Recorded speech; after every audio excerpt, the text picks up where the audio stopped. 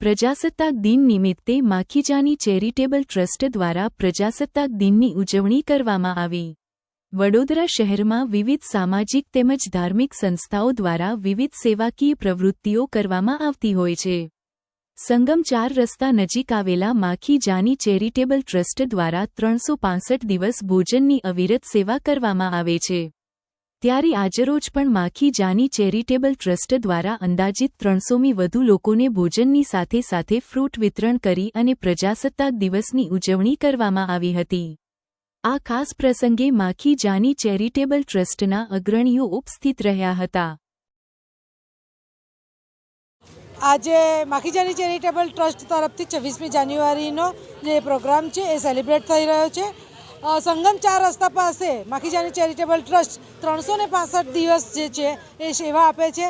અમે પણ હું ડૉક્ટર તરલિકા રાજ છું, અમે અહીંયા સેવા માટે આવીએ છીએ અને 65 દિવસ માટે સેવા જે ચાલે છે, અવિરત સેવા ચાલે છે।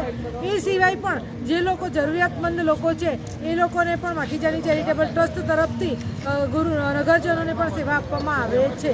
જરૂરિયાતમંદ જે પણ લોકો છે, જે લોકોના ત્યાં જરૂર છે એવા લોકોને પણ અન્નદાન મહાદાનનું આ જે ચેરિટેબલ ટ્રસ્ટ છે એ હંમેશા સેવા આપતી રહી છે અને એ સિવાયની સેવા માટે પણ તેઓ અગ્રેસર રહ્યા છે। ડૉક્ટર તરલિકા રાજ।